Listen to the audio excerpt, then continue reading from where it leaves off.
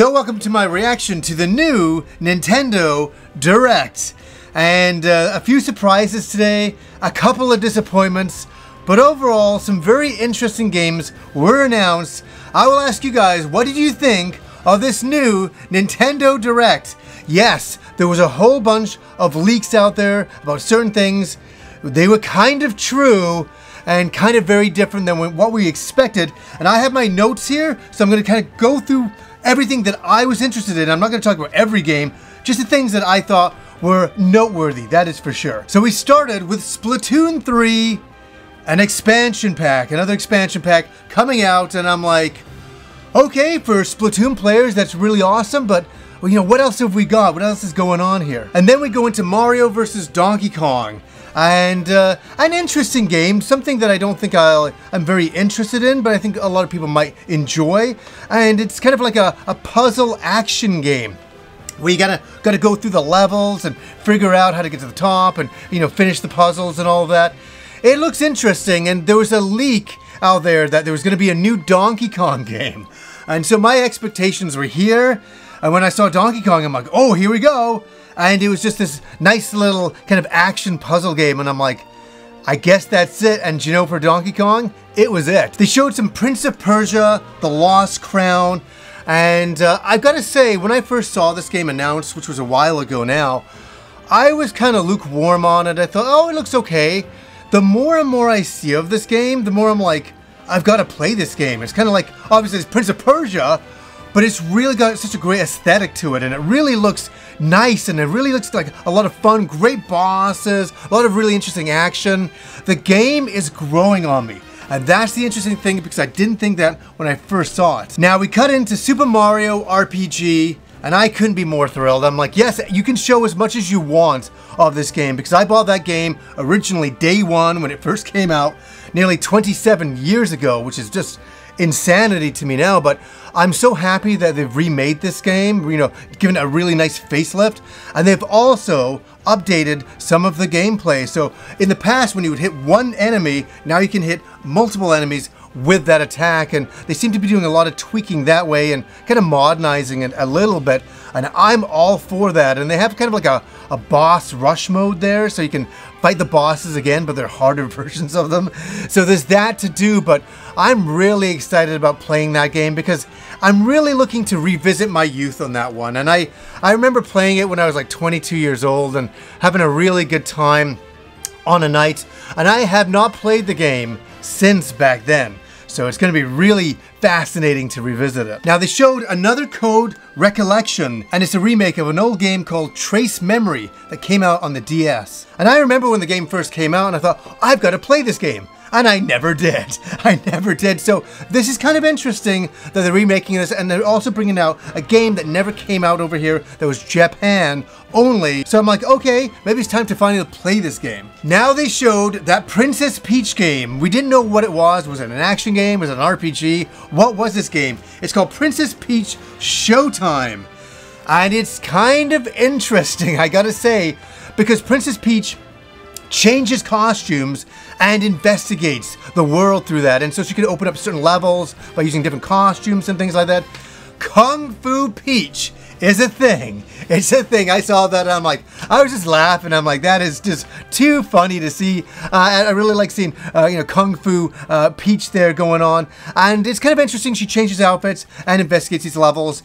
Not much is known other than that. When they first showed her changing, I was like, you know, her outfits, I'm like, oh my god, did she change into Marth? Like a Marth outfit? I thought it was going to be like a Fire Emblem thing. We could change it into different, you know, like Mario characters and different, you know, just Nintendo properties in general. Fascinating stuff. I know my daughter will be very interested. I will play that for her. I swear, only for her. Okay, I kind of sighed. I went, oh no, when I saw the word SaGa, because me and SaGa, the SaGa series, don't have a great past. I don't really get along with the SaGa series too much. But I gotta say, and I will say, that this new game looked very, very cool. And it's called SaGa Emerald Beyond. And I looked at this and I gotta say, the first thing that really grasped me was the character designs. I looked and I'm like, I really love these designs. This is really nice looking stuff. And then they showed the combat. and it's turn-based combat. And you know, it's funny in this world of action RPG combat that we're getting in almost every single game. I get excited now. It's like a really amazing thing when I see turn-based combat. I'm like, yes, a return to where we all started from. And this game, I can't believe I'm saying it, a SaGa game, is on my radar. And it's really, I gotta say, I was really taken back by the game. What did you guys think of SaGa Emerald Beyond? Let me know down below. And my friend Reggie, I could hear him screaming from his house because they announced Tomb Raider 1 to 3 Remastered, and he's a huge fan of the original Tomb Raiders. I am as well. I mean, they're very nostalgic, right? I mean, they were really big games back on the original PlayStation, like huge games. And so, no pun intended, and they're bringing these back, remastered. And what I like is that you can change from the original games to the new kind of remastering of them on the fly. And I kind of like that for the pure nostalgia of looking at those horrible old graphics that are very nostalgic, but you can switch to them and go, oh yeah, this is what we used to play. And so I can't believe it. Tomb Raider 1 to 3 Remastered. I hope there's a physical copy. I will definitely be picking that up. This game totally shocked me. I'm like, what? I just saw the C, I'm like, Contra. And it's called Contra Operation Galuga by WayForward and Konami. This is like the dream team, at least WayForward for sure, you know, doing this game. And I looked at it and I was like, yeah, this looks like a beautiful facelift, man. I mean, they look like they've done a really good job. Coming out next year, but it's always nice to see Contra. From anybody from our generation, we're big Contra fans. I don't think anybody from my generation, any guy that I know at least, is not a Contra fan. Everybody played that game to death on the NES, and then all of the games, you know, up to now as well. So definitely on the radar for sure. Okay, this game, at first I was like, what is this? And then I got close to the screen. I'm like, wait, what is this? This is crazy. Atlas and Vanillaware are creating a strategy RPG. That already is a match made in heaven and is called Unicorn Overlord. I just was like, oh my God, this is amazing. It's like, you know, obviously like Dragon's Crown, like style of graphics for the side view, you know, action combat. And I'm like, that looks amazing. That looks amazing. I really got excited. I'm a huge fan of Dragon's Crown. For anybody who watches the channel, you know that. So to see this incorporated, this art style incorporated into this kind of action strategy RPG, in heaven. And I pray for a physical copy of this game for sure. But I will definitely be reviewing this game and playing it day one. So excited. What a dream team. Atlas and Vanillaware. Whoa. What did you guys think of that one? I mean, for anybody out there who's a big fan of Vanillaware and Atlas, this is big news. Really exciting. I love the overhead graphics of it. Very cartoony. And just love the art style to death. And then we got an update on Luigi's Mansion 2 High Definition. What can I say? It looks amazing. Luigi's Mansion 3 was amazing. This game looks the same, and I'm so excited for it. It's always funny when they're like, it's coming out next year in summer. I'm like, this game should be coming out in Halloween. Even Luigi's Mansion 3, you know, came out just a little bit after Halloween, and that was a crying shame. I mean, it should come out October 1st. Everybody's in that mood, that Halloween mood. They're like, yeah, let's play this. So I know it sounds terrible. I hope it gets pushed back. It'll be fun to play in summer, but it'll be better to play in Halloween. Looks incredible. And they also showed something. I didn't know where they were going with this one because they showed the question mark and they started going in on that. And I'm like, oh, what is this? And it's a Nintendo museum. And that's kind of a fascinating thing. I would be very interested in visiting this when it gets finished, and they're still working on it in Japan. And just to show the history of Nintendo and all of their games and systems and all their handhelds, all the versions of the handhelds alone. It's insanity. But I'd be down to going to the Nintendo Museum. So that was just something they kind of talked about. Okay. I'm going to show my reaction to this one because I had this so hyped up in my mind, so hyped up. I even grabbed my copy right here of F-Zero on the GameCube.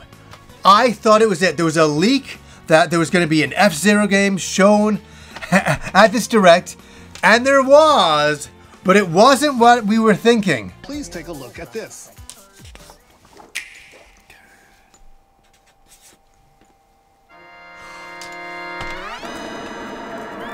knew it. I knew it. Oh my god. First F-Zero game returns as a 99-player battle royale. F-Zero 99. So F-Zero 99, massive multiplayer racing game with 99 players playing online. It's available today. As interesting as it is, I was very, very let down because I created my own hype in my mind, right? I thought we were getting another F-Zero game, even a remake of the first game. And if you see my reaction, when they showed the game at first, I thought we were going to zoom in and it was going to go into high definition, modern day graphics. You know, they were remaking the first F-Zero or something. And I got so excited and we just never changed. All of a sudden, there's just 99 racers on the screen and I'm like, this is absolute chaos. This is absolute insanity. And yeah, it kind of looked interesting. I gotta say, it looked kind of fun, but I thought it was going to be another new F-Zero. Man, I think they're waiting for the next Nintendo Switch, the Switch Pro, the Super Switch, whatever it's going to be called. The Switch 2. I think they're going to wait till then for anything to do with F-Zero. Unfortunately, but boy, was I hyped up for that one. And yeah, a little let down. Eiyuden Chronicles was shown. And I got such a buzz watching this, you know, with Suikoden vibes. I was just like, oh man, such a spiritual successor. And the more and more I see of this, the more and more excited I get about this game. Talk about this thing about this Direct that was really good. A lot of RPGs, a lot of things like that shown that were interesting. And a lot of them are not AAA, but they're triple awesome to me. They look really cool. And for Eiyuden Chronicles, I'm super excited about this game. So what do you guys think about that? Are you excited about this game? For anybody who is a Suikoden fan, I know I am. And they showed the final wave. Yes, finally, the final wave for Mario Kart Deluxe DLC. More tracks. If you haven't got enough tracks, there's more on the way. I can't believe it, man. I gotta say this. They have really supported that game. When you think about it, all the way from the Wii U to now, I mean, the game that keeps on giving. And it's crazy. And obviously, I've given the game a 10 out of 10. I still stand behind that. Mario Kart 8 Deluxe is unbelievable.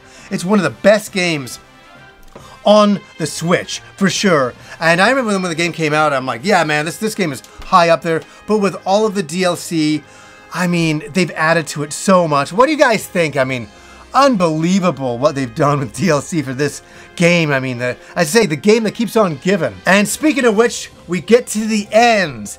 And I had my lucky Metroid here. I was rubbing it before we started the conference, hoping for something on Prime. Something on Metroid Prime. And I'm like, today's the day. Today's the day. When they said, we got one final thing to show, I'm like, you know what it is. And it wasn't that, but I knew what it was.